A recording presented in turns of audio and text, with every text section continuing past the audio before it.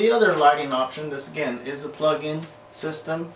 It is a continuous fluorescent light system. This runs 5 fluorescent bulbs inside with a diffuser and then a secondary diffuser.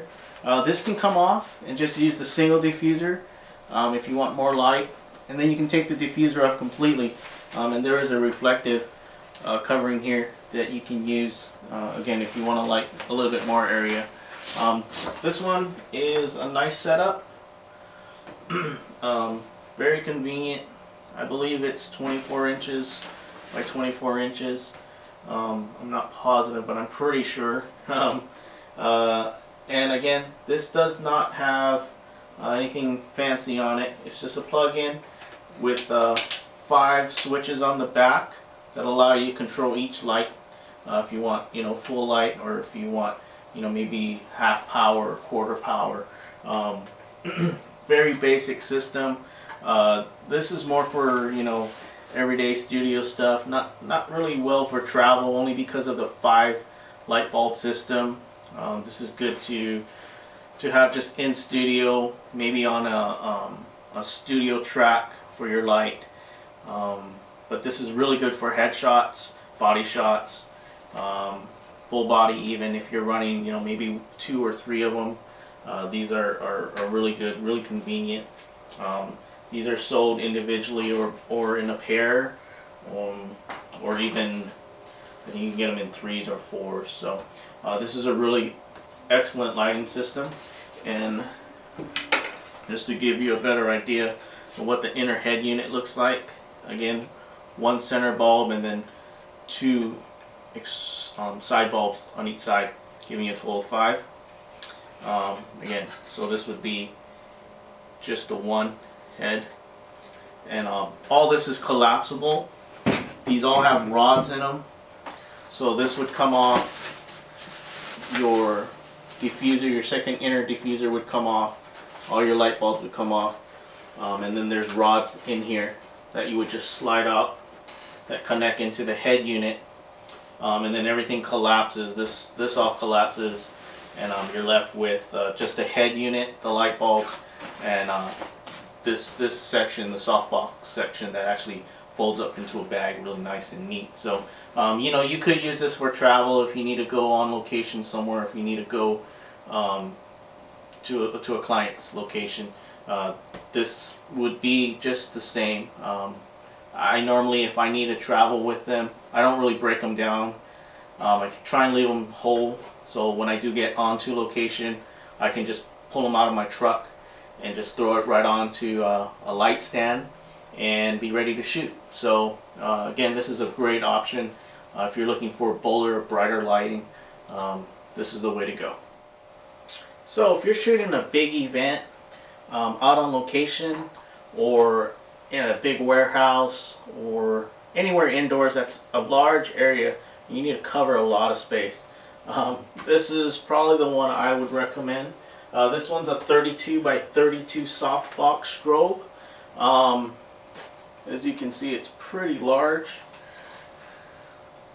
Pretty much takes up the whole screen. This is a great unit. Again, this is just like the softbox, the fluorescent continuous lighting softbox that I showed you. This whole unit breaks down. There is a inner lining and then another diffuser inside with your strobe light, all reflective inside. Here is your head unit. This head unit is excellent. You can do continuous lighting with it, or you can do strobe. The recovery time on this one is excellent for those of you who are concerned about continuous shooting and not having a light source flashing. This is a great unit.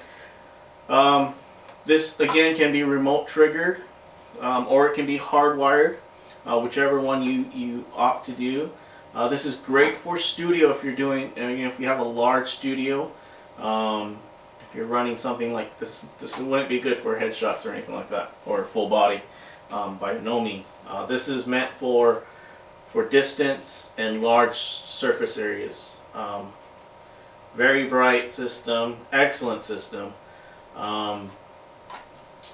Easy to fold down.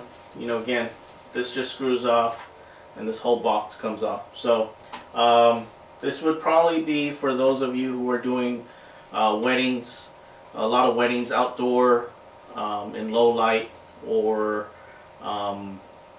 people do that who are doing fashion photography, you know, in large areas where you're doing publication stuff in a large studio or on location in large areas. This is probably the way to go. They do have a system that has batteries, that runs off of batteries. I haven't used that one personally. I don't know how many flashes you can get, but that would be good if you're out on location, say out on trails, out on the beach. You don't have a plug-in source.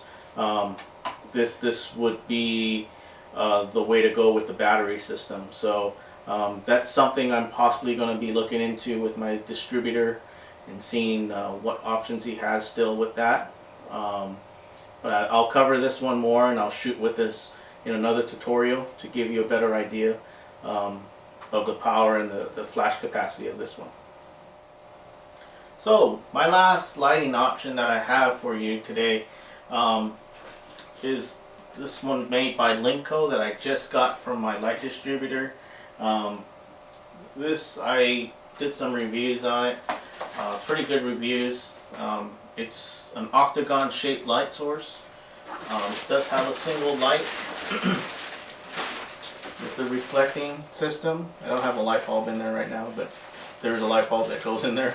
It's a fluorescent light bulb, again with the reflecting system. And then the diffuser cap. And this one breaks down pretty basically. I haven't used this one yet. Like I said, I just got this today.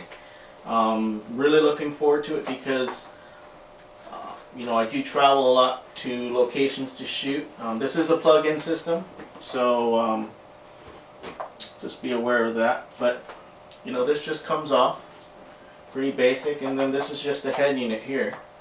Again, you can attach this to any light stand that you have, or it does come with one. You know, I like it. It puts out some decent light. This can be used again for headshots or as a backlight.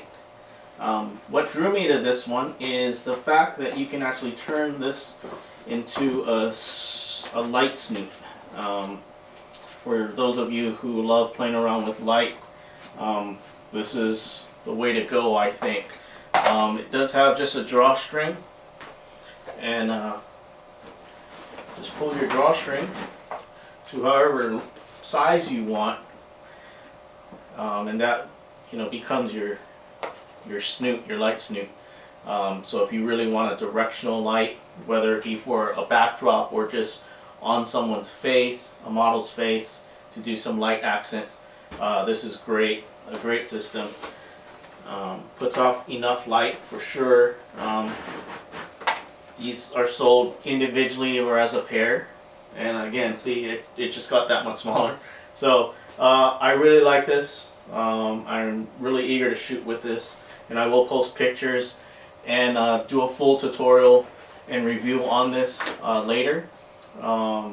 Again, this is the Linco Morning Glory light that I just got today, so I'm excited to play with it. But I definitely do recommend this to anyone interested in, you know, adding a good light source. Again, it's really lightweight. Everything folds in to a nice bag for easy transport, and I really like the system. It's well built, and really pleased with it. So those are just some of the options for lighting out there on the market. There's still a ton more options out there, so just browse around, ask people what they use, what they like. But this is just a basic overview of what's out there, some of your options for location photography or studio work, or both. So I will go into detail with more of the lighting today that you saw, showing you some photos from the Beauty Dish, and I'll be doing a whole tutorial again on the Beauty Dish, as well as the new light that I just got, the Octagon light with the snoot. I'll post some images and do a review on that as well, and a little workshop. To learn how to use any of these lightings or anything like that, any questions, feel free to sign up for my workshops that I hold. Just check out my Facebook to stay updated. Follow my YouTube, be a subscriber. And if you have any questions, feel free to email me at richardkphotography@gmail.com. And I hope to hear from you, and I'll keep you posted. Thanks a lot.